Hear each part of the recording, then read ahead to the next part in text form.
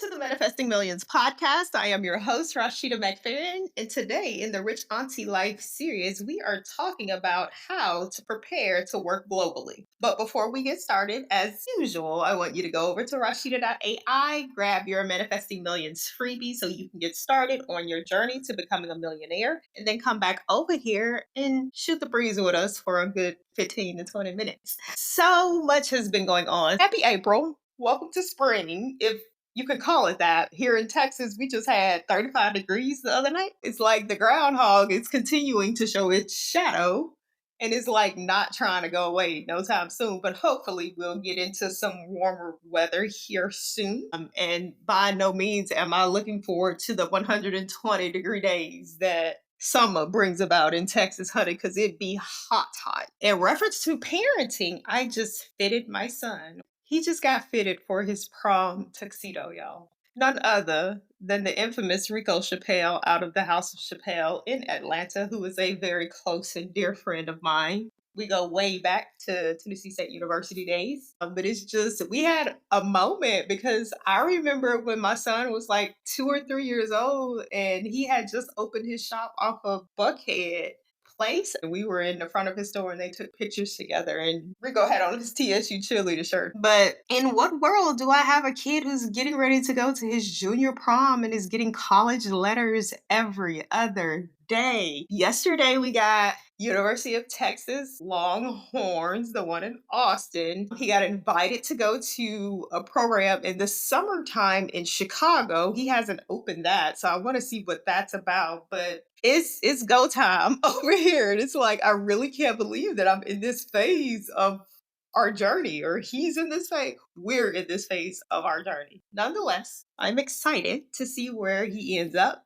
Ultimately, I know he will pick the school that is best suited for his needs and what he's looking for. And I'm excited to go from there. And then he took his SAT yesterday, like the entrance exam to college. And another thing that I found out is that, okay, so in reference to getting into college, they've collaborated across schools across the state of Texas so that you don't have to apply to 1,500 different schools. You could just make one application, do the essays for a centrally located application, and you select the schools that you want your information to go to, and then it sends it to that. Oh my God, that is so much easier. Like, I don't know why you guys didn't do that sooner. Number one, the USA is huge for colleges and universities. Who has time to sit up there and apply to 50 different schools and do 50 different essays? That is such a waste of time.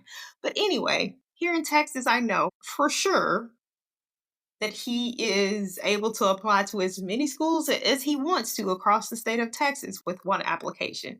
Bravo to Texas for that. And for the other schools that are outside of the state of Texas, we'll see how that goes. Like, we're busy. Busy is an understatement. But nonetheless, I just wanted to give like a quick current update. And then we're going to jump into the content. So here's what inspired this episode. I've mentioned more than once that I have always had a plan for me to travel for a year after my son finished secondary education and went to college. What I did not anticipate, a couple of things, me starting my own business. I did not anticipate like me not being on the corporate trajectory, or at least taking a pause. Then the follow-up is like, we're getting to a point here where my business is starting to bleed into the corporate life. It's almost like they're starting to merge together. In boring news, they just picked a new SEC head, and crypto regulation is coming. I am so excited. If you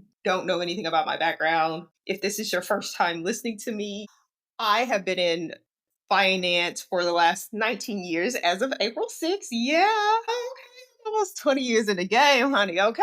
And I have spent the majority of my career in risk management and alternative assets and investments. And I have done a big focus over the last 5 to 7 years, specifically in crypto, Web3, and blockchain technology. Now, that being said, I have constantly talked about the need for regulation for crypto.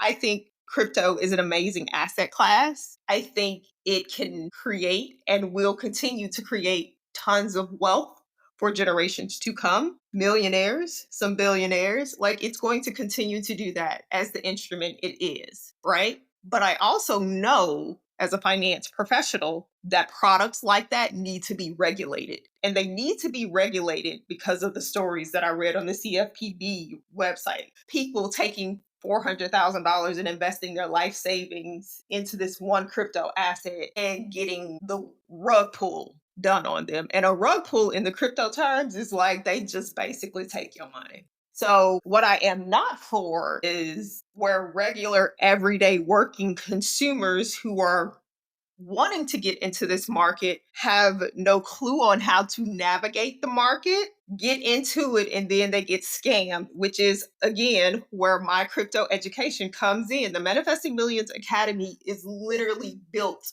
to teach you how to strategically invest in Web3, blockchain technology, and cryptocurrency. So you don't get the rug pull. So you don't lose your life savings. So you don't risk everything under the sun trying to get rich quickly. That being said, I am absolutely excited about the crypto regulators that are coming because you know your girl is going to be like front and center, right? Oh, I know it's so boring probably to you, but being a crypto regulator takes on a new badge of honor to me. There is nothing I love more when I am regulating financial institutions than shutting stuff down that is doing consumers wrong. Right. And like, I'm just not that person or professional that you usually want to come across on the other side of the transaction if it has to get through me because that if it's going through me, it's usually going to be hell to pay. I'm just going to be real. I am so good at my job or my profession at this point. It's not necessarily just a job. This is more so a profession, a lifestyle. But I am so good at what I do that, like, we bring the law, we put the law down, and we hold on to it tightly. And then we pay people extremely well in order to uphold that standard so that we can be the number one example for regulators to come to and reference in exams when they're fining institution millions of dollars. And so the crypto regulation popping off is a big deal. And it's not just in the US, it's global. I had a company from Hong Kong hit me up probably about 2 months ago for a senior vice president position. And I'm sitting there like, yo, I am so intrigued by wanting to go. But at the same time, I know I still have a year left with my son being in school and I can't like rock the boat right now. It's not time, right? And so that opportunity, while amazing, I told the recruiter, by all means, keep me and my information handy. A year from now, when you're looking, like I have to figure out where I'm going. And it's so funny because it's like, wait, I'm supposed to be taking a year off and like shooting the breeze and like traveling based on my heart's desires. And now what's happening is I am getting opportunities, invited to apply for opportunities where people are creating. There's an exchange in Dubai that's being created, a crypto exchange, and they're launching their risk management program from the jump.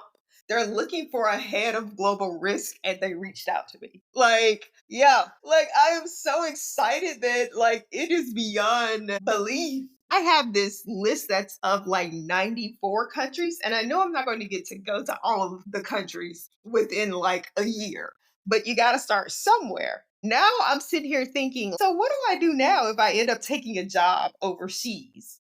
I was sitting here thinking about launching a headquarters for my business in Dubai to get the business residency. I don't know what the official term is, but I looked up the requirements of the business residency. I think it's $1,000 to $3,000 to file residency there, and then you can do business. And just having my business in a position to be able to partner, think about it like from this perspective, being able to partner, say, with that crypto exchange that's like seeking me out to build their risk department, just having my business in a position and proximity to say, hey, tap me on the shoulder.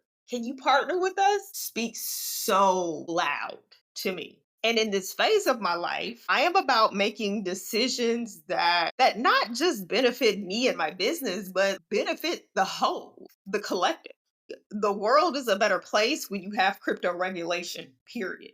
Your money will be safer. It'll be better for you to recoup your funds if you do get scammed. People will be held accountable and put in jail for scamming people. It is a better world with crypto regulation. End of story. I'm trying to figure out the best way to go about it and realizing that, okay, so maybe I don't get to travel to all of the countries on my list. Maybe I just pick 5 of the countries that I want to go to, have some experiences there, and then take the road globally wherever I'm ending up and build from there. But I do know, like, Dubai is a headquarter for economic activity and entrepreneurship. It really is. That is very attractive. When you think about being in China, Hong Kong, another central global location for finance, economic productivity. I am about going to the next level. I'm excited because I've never been where I am in my life right now. And wherever I end up, for however long, because if you take a global assignment, in order for you to build something from the ground up, it's usually a 3 to 5 year commitment. Traditionally, that's what it's been. And so, here are a few tips in preparing yourself to go global if that is something that you are considering. So, let me be very clear. You know how everybody is like going off the deep end and just quitting their whole lifestyle in America and packing up everything and leaving America? I am not going to be doing that. Yeah, no.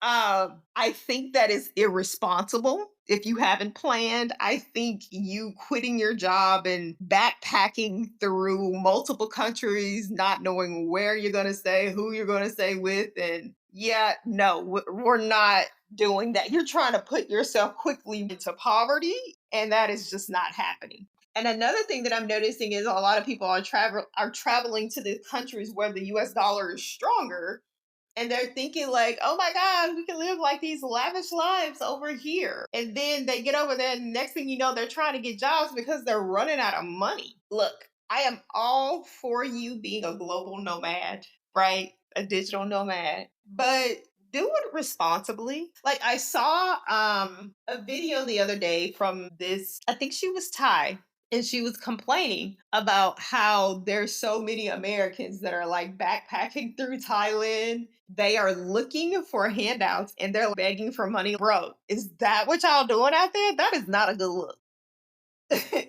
No, no, that is not what we doing. My trip or trips that are coming up over the course of this next year, or our trips, because I know my son will travel with me a lot, especially during the summertime before he heads off to school, is we are going to do it responsibly. We're going to do it tastefully. Yeah, that's it. I don't know how else to say it. And another thing, this is a point for American men. I guess American women too. But specifically for American men, if you are looking for love, hey, that's great for you. Just don't be an idiot. If a girl is 15 to 30 years, notice I said 30, not 20, 15 to 30 years younger than you, she doesn't want you, she wants your money. And if you're dumb enough to fall for it, and she keeps going back from your country to another country and spends the majority of the time in the other country, and then she has free, full access to your money and spends it at will, you're probably taking care of her, her husband, and her kids that you don't even know about. But because you're so dumb, you don't speak their language, so you don't know if you getting, and these women out here in these streets, they are playing the long game. It ain't no a year, 5 years. No, these women are playing long games, like 15, 20. I'm trying to wait on you to die type stuff. And you leave all your money to me because you really think you in love with me. Have seen it happen a few times and just be really sitting up there thinking like you are so stupid. Like, but that's another story for another day, honey. But I'm just saying, be mindful of the fact that these women out here run a game. And the other thing is that they know you're thirsty. They know you coming to the country thirsty looking for women. And are trying to take advantage of that. You want to be mindful. You want to put yourself in situations that you're not in compromising situations or in situations where your life fortune is all of a sudden disappear. That being said, we're going to jump into these tips. So, number one, you want to leverage your US credentials and remote skills intentionally. I think what this means is you want to talk about how you can use the skills that you acquired in the US. You want to put them out in the global market and see what bites. You want to see how you can leverage those skills, like what makes your skills global. One of the things that I've always focused on in my career, while I may have worked for a national bank, my skills are international. I have done international finance on billions of dollars of deals. And so I know how to operate in a global market because I knew a long time ago that I wanted to at some point have a global stint in my career. Number two, you want to set your schedule and secure bag in multiple time zones. I love this for so many reasons. The beautiful thing about running an online business is that there doesn't have to be a limit to one geographic location. You literally can market to the world, specifically English speaking countries, if they speak your language. And now with AI, you can now translate your course into their language. It's phenomenal. So while we may start out building a customer base in the US for us who are US citizens, don't shy away from places like Canada, the UK, specifically London, Australia, South Africa. Don't put yourself in just one box because while you may be in different time zones, that doesn't mean that you can't get on one accord in order to make money. Once you have a global presence as far as your brand is concerned, there is no block in reference to what can keep you from getting your bag. You're global. And I love that about the internet. I love that about technology. And I love that about AI. So utilize opportunities that give you the ability to grow in ways that you've never grown before. And then number three, we want to design a freedom based lifestyle, not just vacations abroad. So, what's on paper, technically, it always happens differently when you bring the plan to life. Right? I want a home in the Cayman Islands because the Cayman Islands is the eighth largest financial hub in the world. So, off rip for me, that's a good thing because what do? I do finance. As things progress and the plans come to life, I don't necessarily know that that's how we're going to approach it, but I do have a list of places where I will have like permanent residence for us to come back to in the US home. I'll always have a house at home. And in reference to buying international properties, those can always be vacation properties that you market to the public and or to your close clientele who are looking to go on vacations in those spots. I've definitely thought about doing the Italy one where you buy the home for $1 and then you got to put like 30 grand into it and rebuild it. I've definitely thought about doing that because the coast of Italy is so beautiful. But honey, I do not speak a lick of Italian. Doing that would be like, yeah, we have a house there, but child, who is trying to get across the ocean every time you turn around? It becomes a question of whether or not it's location friendly, depending on where you are in the world. But when you have a freedom based lifestyle, it doesn't matter where you work. What matters is that you get your job done and get the results that your people need in order for you to be successful. And that's the beauty of it. That's the beauty of having a freedom based lifestyle. It's like you're not tied to one location. There are so many companies right now who are doing the digital nomad visas for up to a year, 2 years. And then I just came across one in New Zealand and Japan.